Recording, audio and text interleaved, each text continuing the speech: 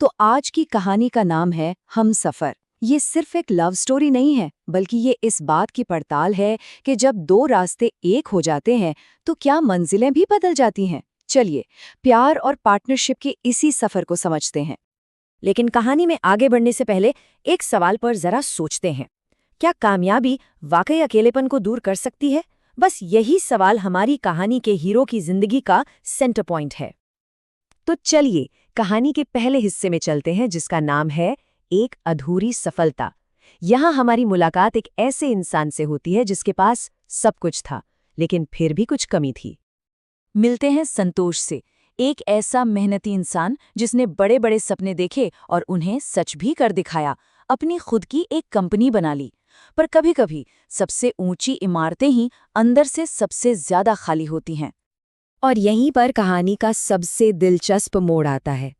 इतनी बड़ी सक्सेस हासिल करने के बाद भी संतोष की जिंदगी में एक अजीब सा खालीपन था। उसके पास नाम था, पैसा था, बस एक हमसफर नहीं था। और कहते हैं ना, जब जिंदगी में खालीपन होता है तो किस्मत कोई ना कोई दरवाजा खोल ही देती है। यहां से शुरू होता है कहानी का दूसरा चैप्टर, एक अनअपेक्षित मुलाकात जो संतोष की दुनिया को पूरी तरह बदलने वाली थी। कहानी में एंट्री होती है एक नई असिस्टेंट की। उसकी आंखों में एक अलग सी चमक थी और चेहरे पर एक ऐसी सादगी भरी मुस्कान जो किसी का भी ध्यान अपनी ओर खींच ले। और उनकी पहली बात बड़ी ही आम सी थी। उस लड़की ने अपनी परेशानी बताई। मैं इस शहर में नहीं हूँ, अभी तक किराए पर कोई जगह नहीं मिली। ये बहुत छोटी सी बात थी, पर बड़ी कहानियों की शुरुआत अक्सर ऐसी ही छोटी बातों से होती है ना? अब शायद ये संतोष का अकेलापन ही था या उसकी अच्छाई कि उसने झट से एक ऐसा ऑफर दे दिया जिसने उनके रिश्ते की नींव रख दी। उसने बड़े आराम से कहा, मेरा अपना घर है, अगर तुम चाहो तो एक कमरा ले सकती हो। संतोष की इस बात का उस लड़की पर भी असर हुआ। उस दिन ऑफिस से जाते जाते उसने कहा, आज रात घर पहुंचकर मुझे कॉल करना। मतलब ये कनेक्शन सिर्फ एक तरफ से नहीं था। और वो एक कॉल, बस वहीं से सब कुछ बदल गया। यहाँ से उनका रिश्ता एक नए दौर में पहुंचता है, जिसे हम कह सकते हैं नजदीकियों का सफर। तो ये रिश्ता बढ़ा कैसे? देखिए, शुरुआत हुई रातों की लंबी लंबी बातों से। फिर धीरे धीरे दोनों ने अपने सपने एक दूसरे से शेयर करना शुरू कर दिया। जल्द ही कॉफी और डिनर सिर्फ मिलना जुलना नहीं रहा, बल्कि एक दूसरे को समझने का एक तरीका बन गया। और देखते ही देखते ये एक ऐसी आदत बन गई जिसके बिना दोनों अधूरे महसूस करने लगे। और इन्हीं मुलाकातों में एक दिन वो लड़की संतोष से कुछ ऐसा कह देती है जो शायद उसने पहले कभी नहीं सुना था। वो कहती है, तुम्हारे अंदर कुछ बहुत खास है, बस तुम खुद इस बात को नहीं जानते। शायद पहली बार किसी ने संतोष को इस नज़र से देखा था। लेकिन इस कहानी में एक राज था, एक सच जो अब सामने आने वाला था। और ये सच उनके रिश्ते का सबसे बड़ा इम्तिहान लेने वाला था। अब कहानी पहुंचती है सच्चाई के उस पल पर। सोचिए, वो लड़की अब तक संतोष को बस एक कलीग, एक दोस्त समझ रही थी, पर असलियत क्या थी? जिस कंपनी में वो काम कर रही थी, उसका मालिक आखिर कौन था? और जवाब ये था कि उस कंपनी का मालिक कोई और नहीं बल्कि खुद संतोष था।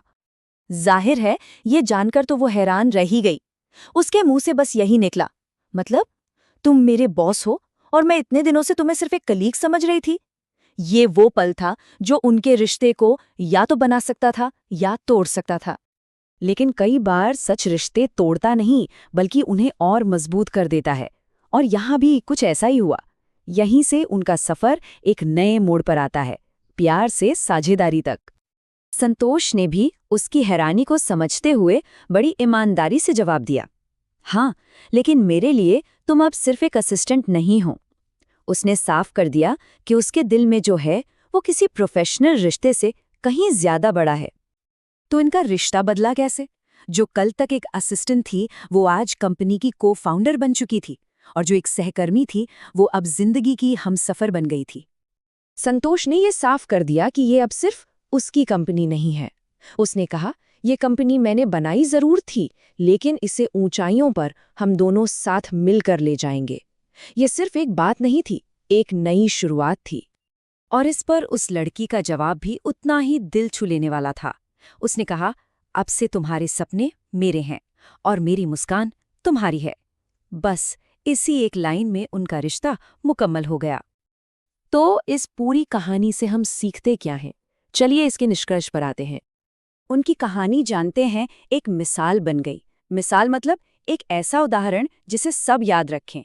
ये इस बात की मिसाल थी कि सच्ची पार्टनरशिप सिर्फ बिजनेस में नहीं, जिंदगी में होती है। और सबसे बड़ी कामयाबी वो नहीं जो अकेले हासिल की जाए, बल्कि वो है जिसे किसी के साथ बांटा जा सके। तो आखिर में ये कहानी हमें एक बहुत ही गहरे सवाल के साथ छोड़ जाती है। क्या दुनिया की सबसे अच्छी और मजबूत साझेदारियों की शुरुआत प्यार से ही होती है?